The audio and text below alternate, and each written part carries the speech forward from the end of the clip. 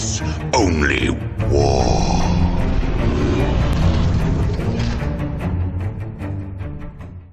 What's up, guys? It's Mike from 40K Dirtbags, and this was supposed to be a battle report with CSM and Votann post data slate, but I got a little distracted with this.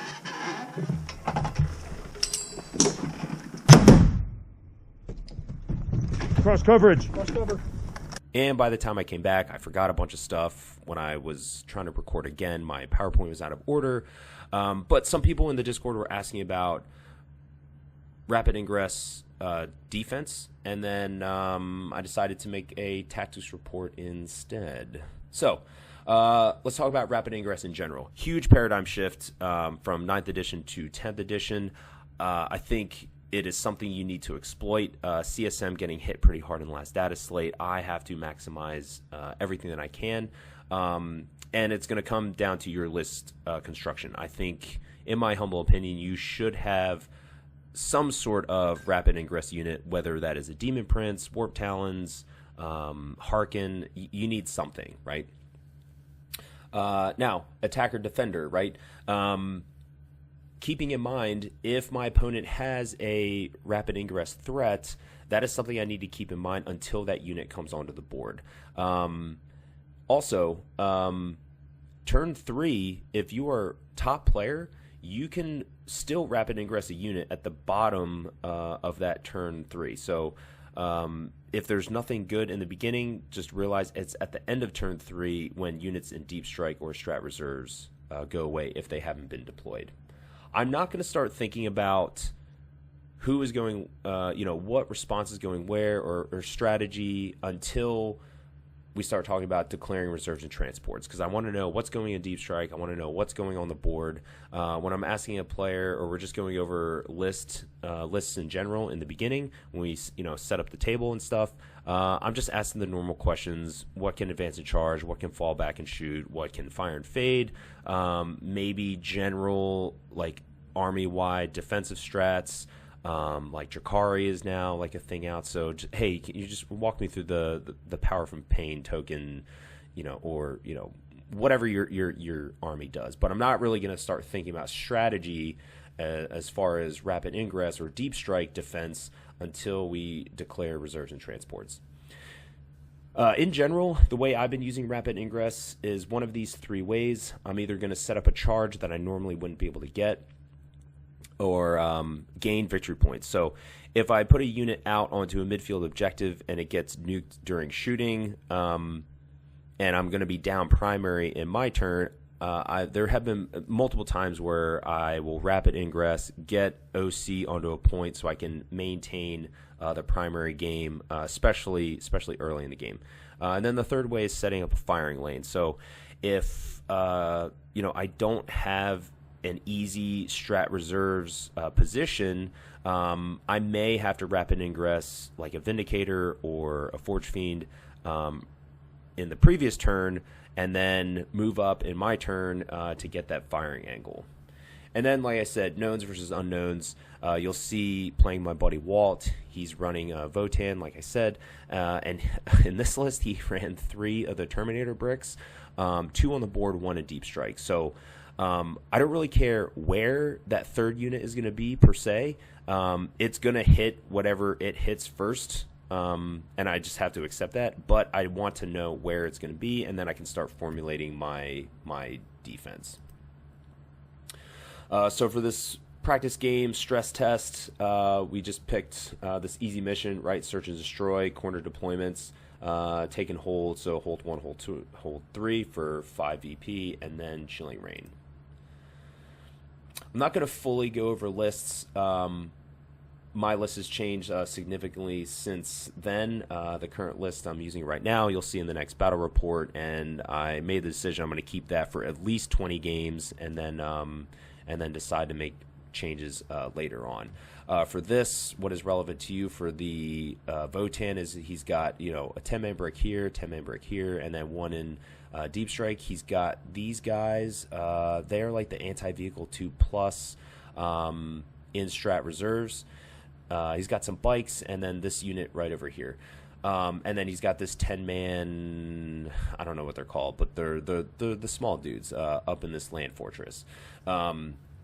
So for me, in my mind, I need to prepare for that rapid ingress or that deep strike, and then I need to protect my vehicles from this unit right here. Quick deployment. So my overall strategy, I've been deploying Abaddon a little bit more aggressively now, mainly to get better angles. So he's right here. Now let's just say my opponent has the ability to reach out and touch this unit. You know, I don't know, Angron for an example, right? I'm still going to deploy Abaddon much more aggressively, but I'm going to have like one or two cultist screens in front of him. So sure, you want to bring Angron up in here, turn 1. That's great.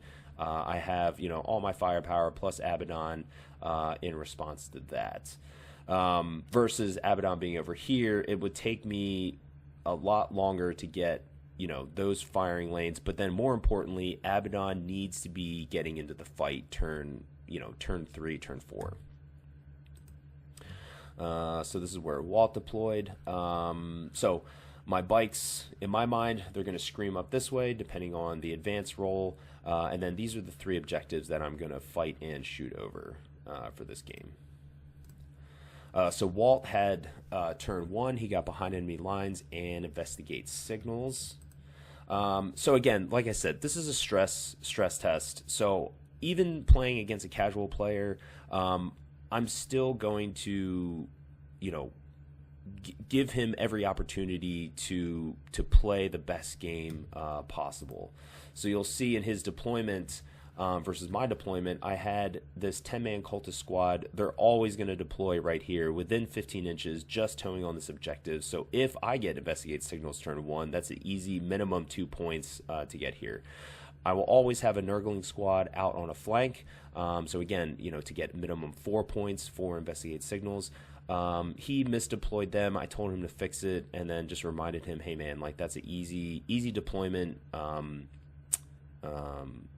deployment mistake. So go ahead and fix that and get your 2 points for investigate signals.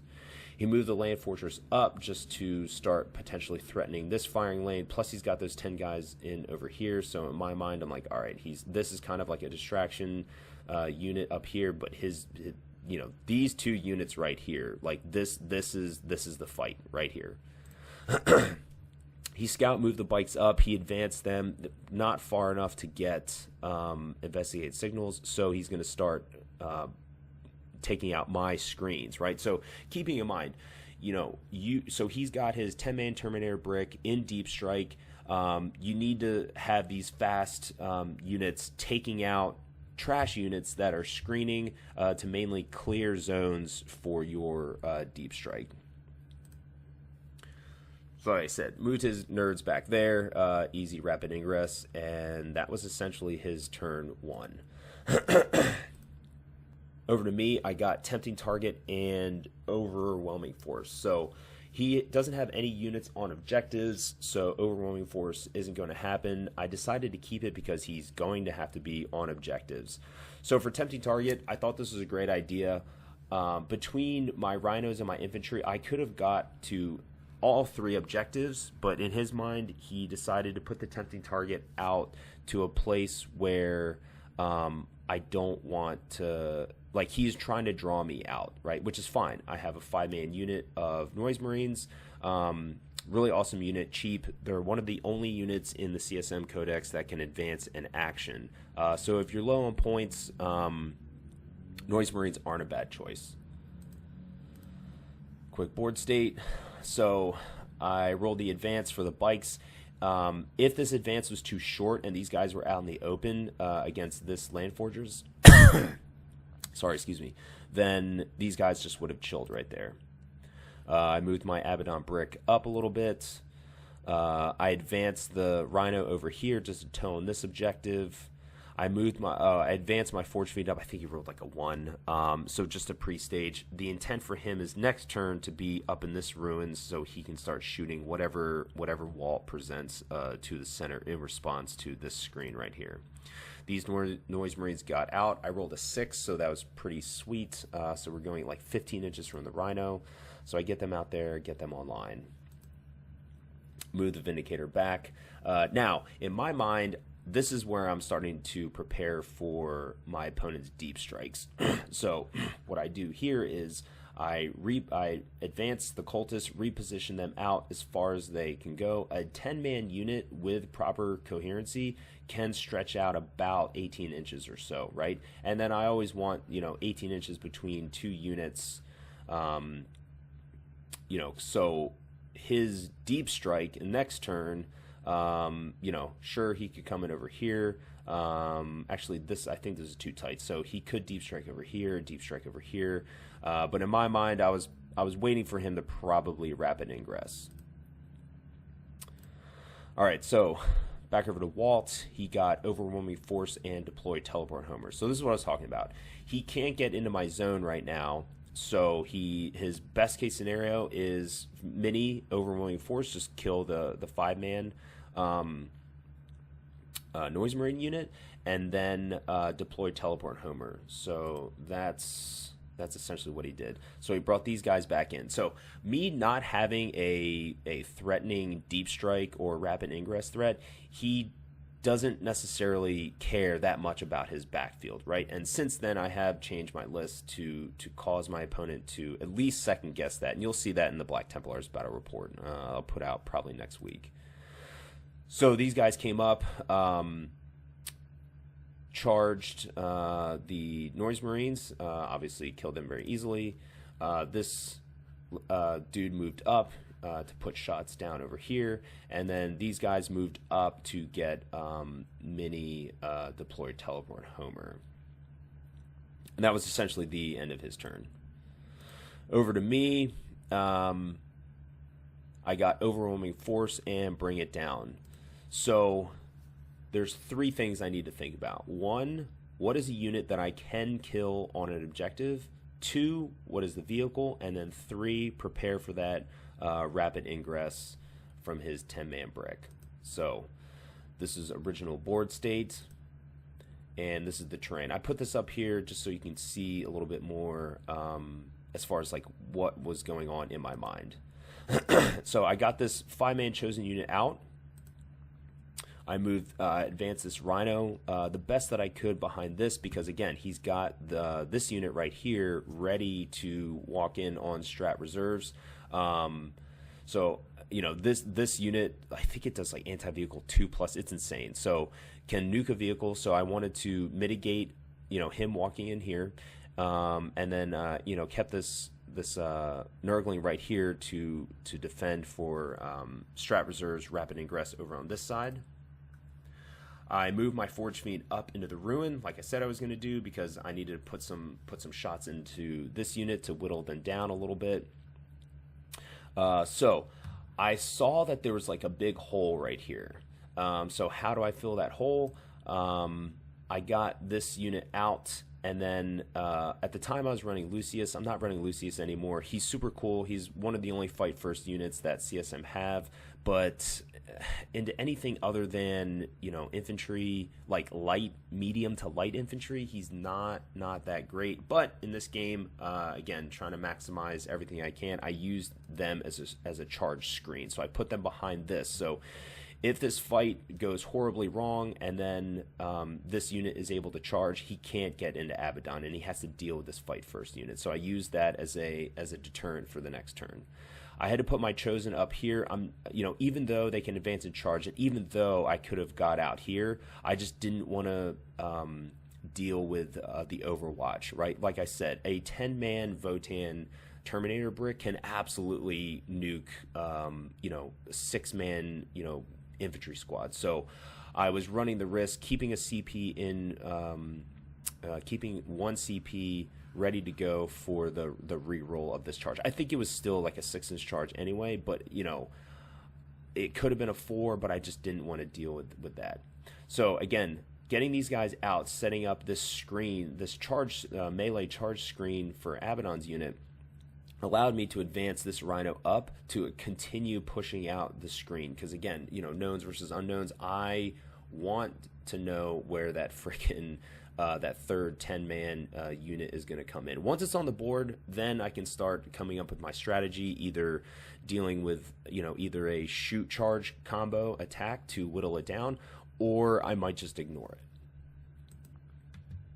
Reposition these guys here, getting ready for investigate signals, and then I strat reserved this Vindicator right here. So my target priority was both Vindicators going into this unit. That gives me bring it down and overwhelming force. I did have, and I shot this the Forge Fiend last. So what I was hoping to do was one Vindicator takes out this. The other Vindicator had line of sight to shoot the guys on the inside, but it ended up taking two Vindicators to take this down because they rolled low, and and that's just fine. The Forge Fiend was shooting into this unit just to whittle them down, and then I was going to charge this unit with that 5-man squad just to start whittling this down a little bit. I didn't want to shoot this unit because if he started pulling these guys away, then that just makes that 6-inch charge into 7, 8, 9, probably not going to have in distance. So now this is my screens that I set up, right? So I've got these triangles, 18 inches between the two. So I'm really kind of locking down this area. I'm locking down this area over here, and then also these triangles right here, and then this triangle right here. So this is essentially, this is where I know he can come down, and he ended up putting his guys right there. Ended up taking the win, but again, like it was a rough game. It took a lot to take out these 3 units. In retrospect, he probably should have sent them down here versus kind of just committing everything to the center, because at least now we're fighting over 2 objectives versus just fighting over 1. So cool. That's all I have for you. Let me know in the comments what you think. What are some strategies that you've been using for rapid ingress and or screening? Cool. Later. Thanks, guys. There is only war.